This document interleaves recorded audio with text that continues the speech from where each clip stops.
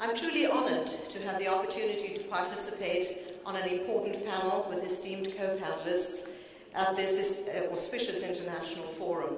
And I'd like to address the topic by focusing on promoting human dignity and empowering vulnerable groups in a museum setting. Since its inception in 1993, the Museum of Tolerance has been in the forefront of redefining museums as catalysts for change. Unlike the traditional museum, which is usually an oasis of calm in a turbulent world, the Museum of Tolerance is a crucible for change, a place where the past and the present dialogue with the future. As the educational arm of the Simon Wiesenthal Center, we are at once an enduring memorial to the Holocaust and other shameful episodes of human history, and at the same time, the dynamic embodiment of our hopes and our struggles today to build a brighter, more inclusive, respectful, and benevolent future for all.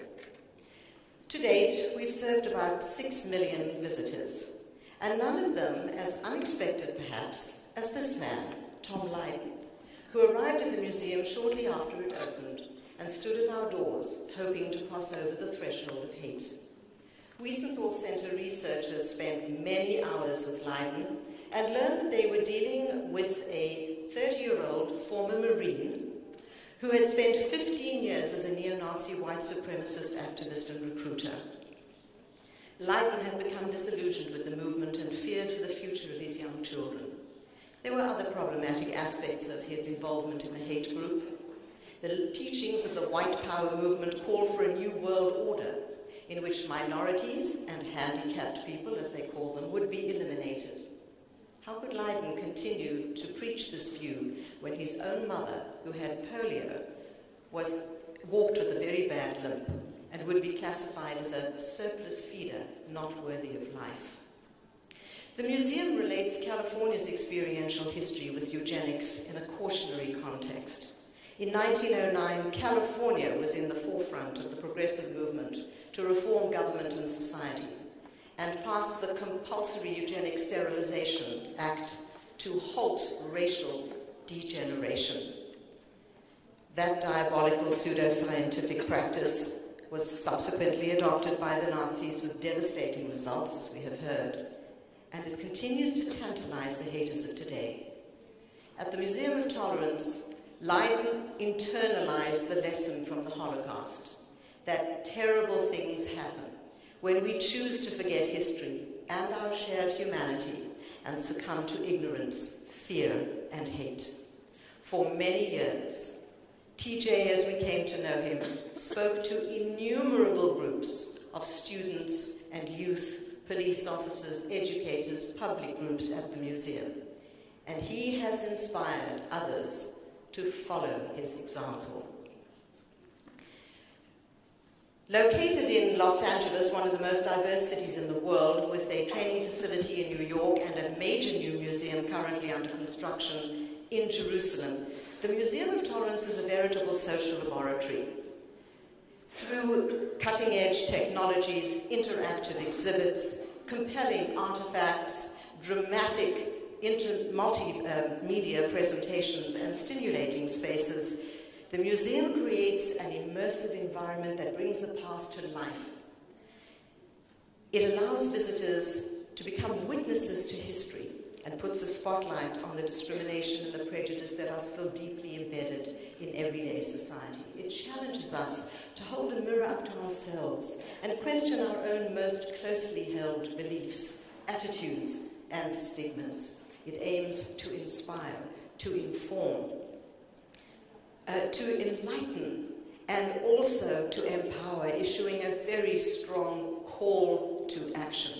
Even in a digital age of flourishing virtual communication, the museum provides the much-needed safe space to bring people together for dialogue and for discussion, balancing the particular and the universal, the local and the global, the personal and the communal, the historic and the contemporary. We appeal to visitors' hearts and minds, inviting them on an intriguing journey of discovery that moves them both cognitively and emotively. We strive to give new meaning to the word tolerance, defining it as the active pursuit of human dignity and the commitment to respect and social justice. And our starting point is that every human being is created b'tselem Elohim, in the image of God, and as such is entitled to unconditional dignity. One of the most powerful ways in which we can implement this fundamental precept is through stories. Stories put an emphasis on our shared humanity. They build understanding, they create empathy. Museums can use storytelling to share authority, not just as the storytellers, but as listeners, giving a platform for others to tell their stories. An individual story reduces staggering statistics and unfathomable events to one human being with whom we can establish a profound relationship and connection. Indeed, many of the great stories of the world are about people who have not been given the chance to have their full dignity. The trials, the tribulations, and the triumphs of people with physical, emotional, and intellectual disabilities are inexorably linked with those stories, which we endeavor to tell in our exhibits, in our programs, and in our special speakers as well. And here are some of those that have taken place at the museum. At the same time, museums have a responsibility to ensure accessibility and inclusion for people who have disabilities. As a field, we know that we have a great deal of work to do in this regard. We are not doing very well at all at this point in time, and I wonder whether we're even going about it in the right way. I heard a most wonderful story that convinces me that we really need a new paradigm. The story took place in a small town on the east coast of the United States during a particularly brutal winter. And one morning, after a heavy snowstorm, hundreds of students were waiting to get into their school, waiting outside while the janitor was industriously shoveling the snow off the steps that led into the building. A child in a wheelchair was on the side and kept calling out to the janitor, "Can you shovel the snow off the ramp? Mister, can you please shovel the snow off the ramp?" Finally, the janitor turned to this little boy and said to him, "Look, kid, there are 200 children waiting to get into the school. Just let me shovel the snow off the steps for them, and then I promise you I'll clear the ramp for you, okay?" To which the little boy replied, "But if you clear the snow off the ramp, we can all go into school together." Long-fought and hard-won legal battles have provided legislation to provide accommodations for people with disabilities in the workplace and in public institutions, but it has also inadvertently created a barrier and an assumption that there is a sharp line between them and us.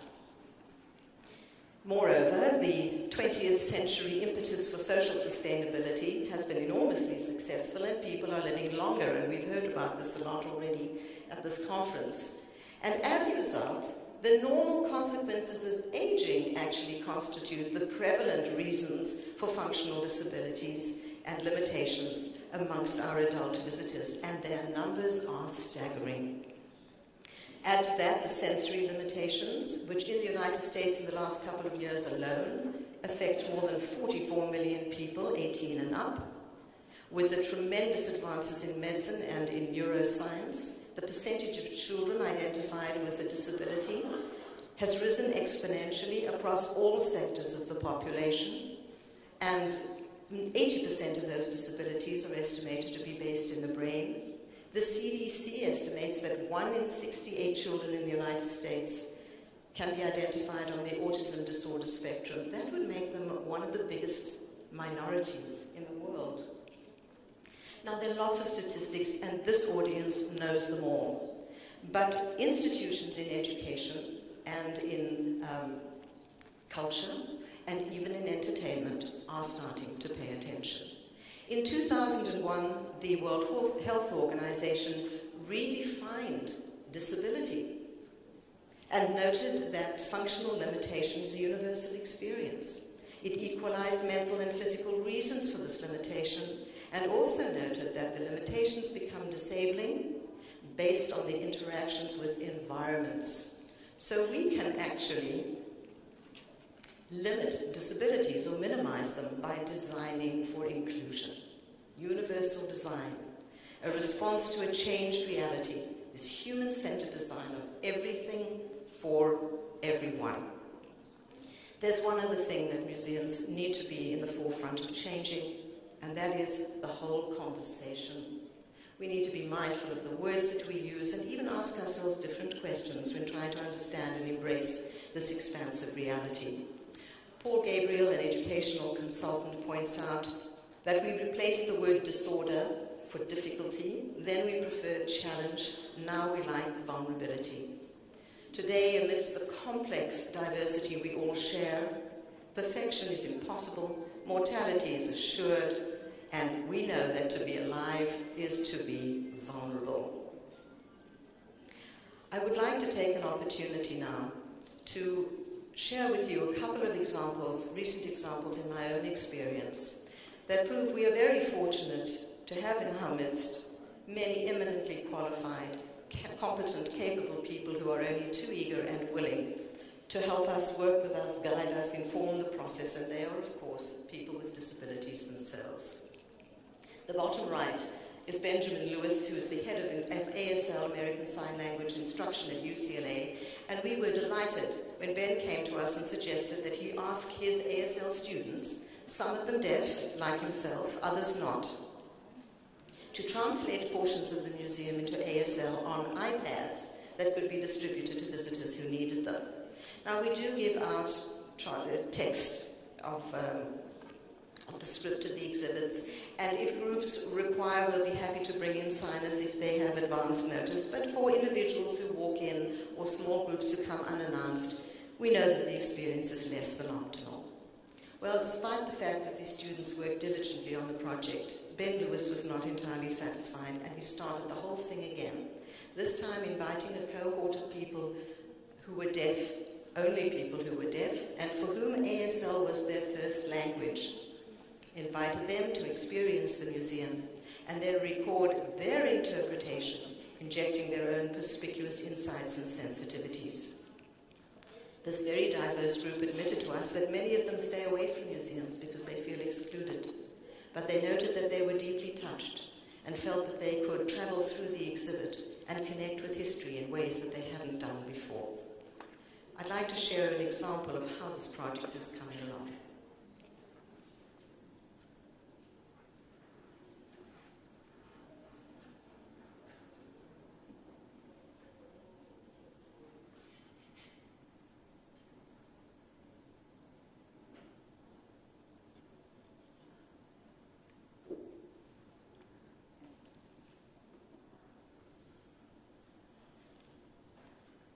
In the interests of time, let me skip to the next section, which describes the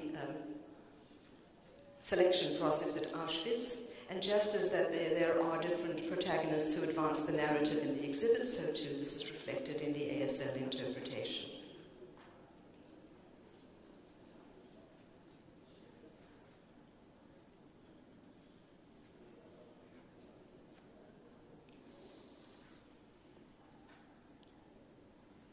What he points out ultimately, and I'm only jumping ahead in the interests of time, is that you weren't given a choice at the time that you stood in that selection process at Auschwitz. That choice was made for you.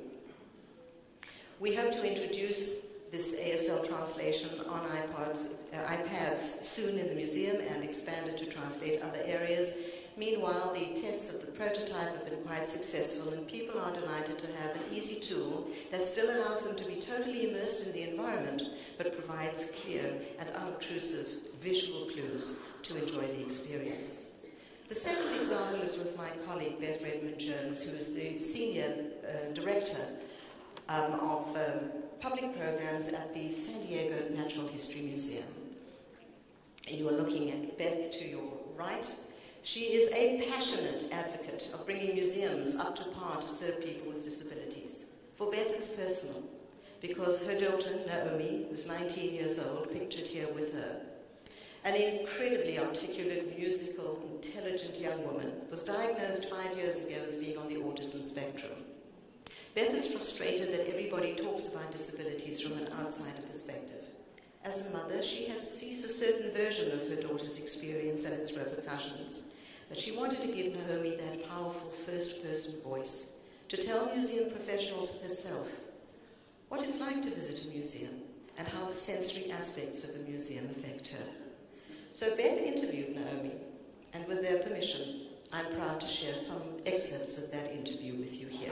So when we used to live on the East Coast, we bought a membership to MoMA, because your dad loved going to MoMA all the time. Mm-hmm. But can you talk a little bit about why we bought that membership? Well, you get to go an hour early into the museum, which makes a huge difference, because MoMA gets very busy, especially in their entrances.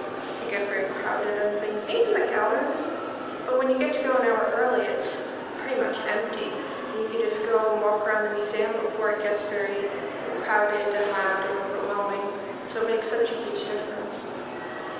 But at the end of that visit was a challenge for you. Can you talk a little bit about why? Well, at the end of the visit, everybody's there, because there's all kinds of tourists and just all kinds of people. And they're in this atrium, which has very low ceilings compared to most other museum atriums, and there's all these people, and I mean a lot of people, and that can be very, very overwhelming, because that's a lot to process, from all the stuff that they're saying to just the sheer noise and everything that they're wearing, and all of that can be just a lot to process. It can be very overwhelming.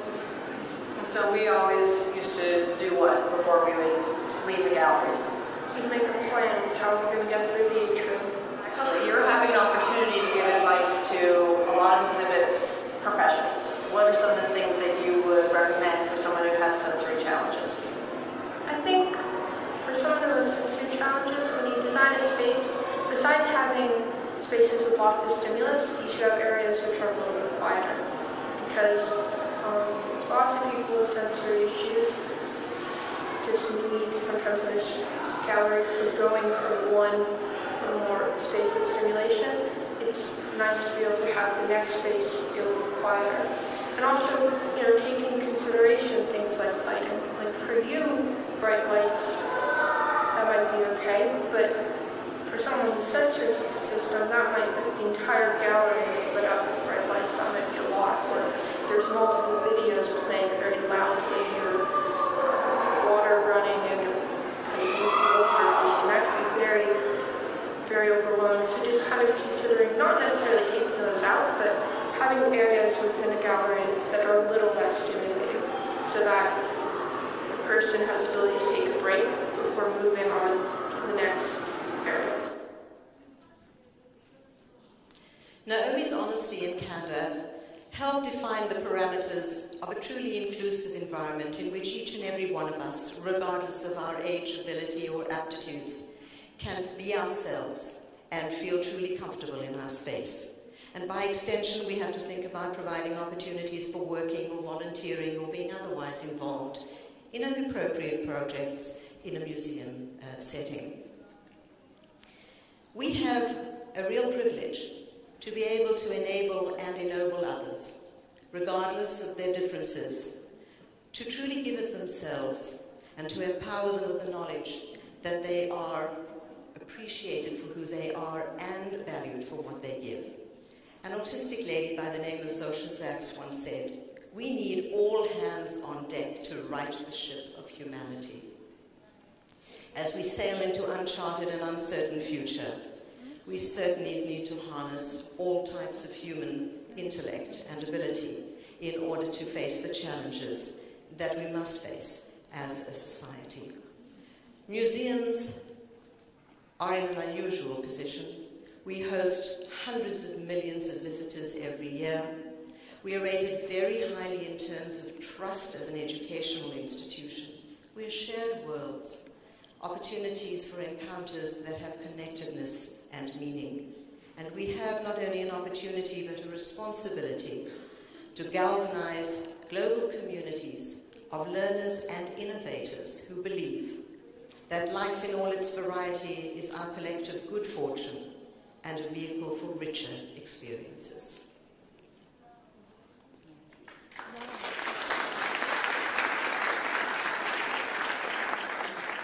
Wow, Liba. Thank you.